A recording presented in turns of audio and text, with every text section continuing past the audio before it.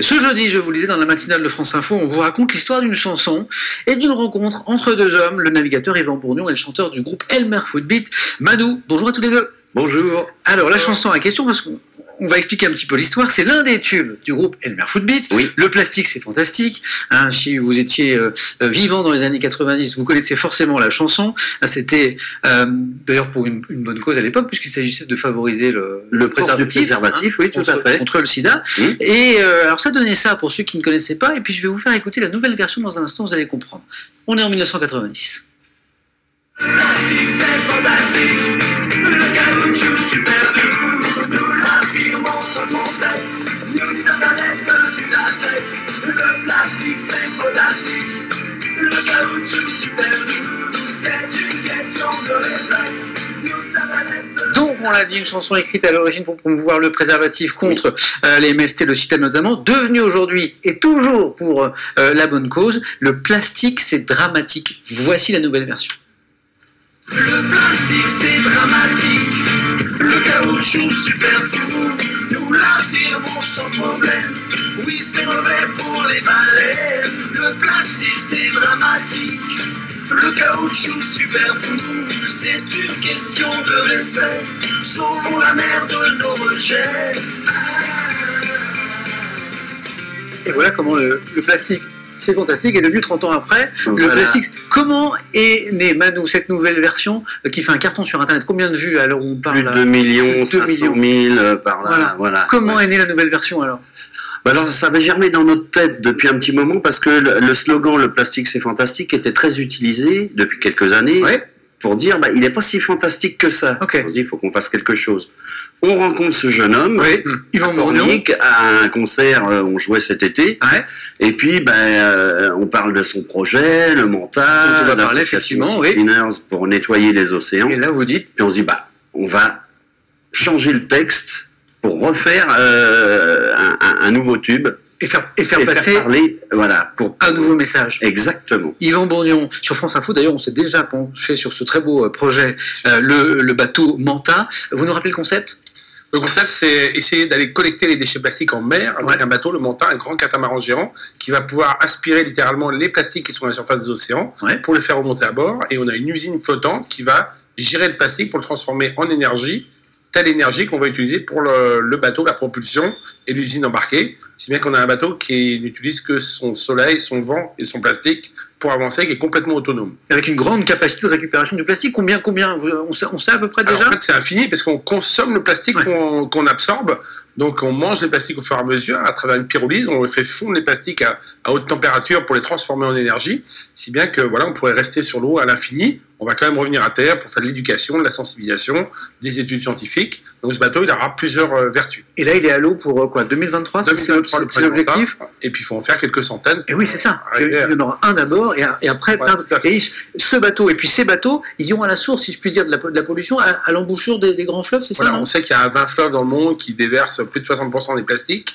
Donc en allant stratégiquement à la sortie des grands fleuves, en remontant même sur certains fleuves, c'est l'intérêt du bateau, c'est qu'on va sur le lieu de la contamination. on Avant va que sur, ça aille se voilà. disperser dans l'océan. Tout à fait, sur les lieux de tsunami, sur les lieux d'inondation. Là, on sait qu'il y a beaucoup de plastique qui arrive d'un coup. On est capable d'aller tout de suite à la source du problème. Alors ceux qui nous regardent ce matin se disent, Yvan Bourgnon, il est venu avec son café dans son thermos. Non, c'est pas ça. Voilà. Qu'est-ce que c'est que cette bouteille Un peu de rhum quand même pour le matin pour commencer la journée. Non, c'est juste pour dire que voilà, si on arrêtait les sacs plastiques et les bouteilles d'eau en termes de consommation, on réduirait de 40% la pollution des océans. Donc voilà, il faut favoriser la consigne, il faut favoriser les nouveaux matériaux, mais il faut aussi essayer de porter et d'avoir ces gourdes sur Voilà. Voilà. Et on voit le nom de l'association, The Sea Cleaners. C'est les nettoyeurs de la mer, quoi. Tout à fait.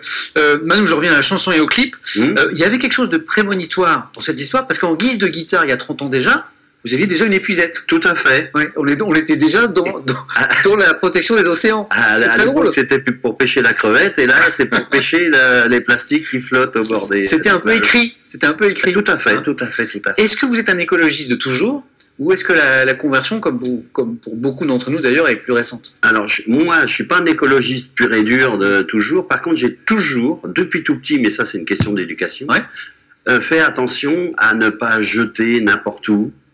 Quand on allait pique-niquer, par exemple, on ramassait toutes nos saloperies pour les jeter à la poubelle, à la maison. Genre de détail, c'est tout bête, mais éteindre la lumière quand on sort d'une pièce. Vous aviez été sensibilisé très très tôt. Voilà, mais c'était plus pour mes parents une question d'économie et de savoir-vivre, plus que de l'écologie. Mais forcément, on est éduqué à ça, donc c'est une habitude qu'on a depuis tout petit. Yvan Bourgnon, comment l'idée vous est venue à l'origine? Parce que vous êtes le vainqueur. Je vais rappeler un petit peu votre palmarès quand même ce matin. De la Transat en double Jacques Vabre, le premier à avoir effectué aussi un incroyable tour du monde sur un catamaran non habitable sans GPS dans des conditions complètement dantesques. Et l'idée de ce projet de nettoyage des océans, il est venu comment? Bah, c'est tout simple. Hein. Moi, je fais un tour du monde avec mon famille pendant 4 ans, au début des années 80.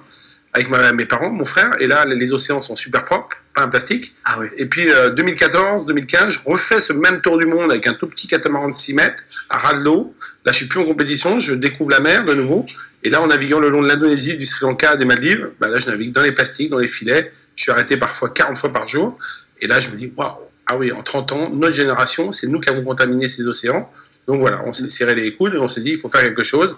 On a lancé l'association The Sea Cleaner et on essaie de réfléchir vraiment pour dépolluer les océans et pour aussi intervenir à terre, en amont, en éduquant les populations et en essayant d'intervenir dans ces pays émergents, parce qu'en France, en Europe, on commence à être de plus en plus exemplaires, mais là-bas au Bangladesh, en Afrique et tout, il se passe rien pour l'instant. Donc il faut aller sur place, faire un vrai boulot comme on l'a fait dans les années 80 avec l'humanitaire. Et pour la sensibilisation, vous êtes bien aidé justement par ce clip, Delmer Footbeat, on l'a dit tout à l'heure, plus de 2 millions de vues. Un mot justement du groupe, groupe phare de la scène française des années 90, personnellement ça me rappelle 2 très très bons souvenirs. Ah bon, on peut en parler, mais là, je vous dirai pas lesquels. De retour depuis quelques années, 5e album hein, en 2016. 6e. 6e, pardon. Alors, mais on est... À poil les filles, c'est le titre de l'album. Ah non, ça c'est... Ah c'est 5e, alors c'est ça, alors j'ai pas le nom du 6e alors. Back in Beat. Ah oui, bah, bon, bah, alors on est toujours dans le même registre, c'est ça que je voulais vous dire. Ah oui, mais B-E-A-T, attention. Hein.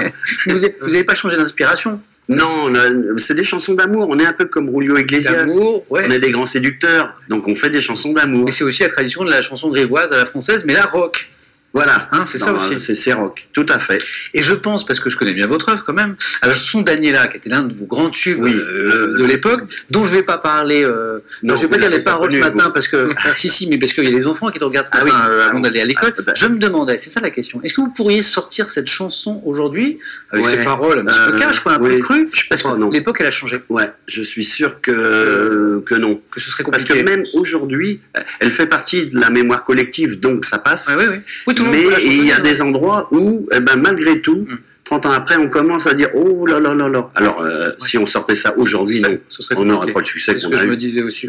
Yvan Bourgnon, avant de vous rencontrer tous les deux, vous connaissiez l'œuvre de Manu et Delmer Footbeat? Forcément, c'est ma génération. Quand j'avais 15-20 ans, je me suis éclaté sur ces musiques-là, et puis on est de la même région tous les deux, et puis voilà, aujourd'hui, de voir cette chanson qui maintenant est remixée et qui parle aux jeunes. L'autre jour, j'étais encore à Nausicaa, le plus grand aquarium d'Europe, et j'ai vu ces jeunes de 10-15 ans chanter et danser sur cette musique, voilà, de façon 2019. Je me dis, wow, on va toucher les jeunes, c'est super. Bon, en tout cas, c'est super de vous recevoir ce matin. Un grand merci à tous les deux. Et donc, merci à vous. On n'oublie pas, désormais, le plastique, c'est plus fantastique. Et vous avez un beau tas de plastique à l'entrée, là, de votre bâtiment.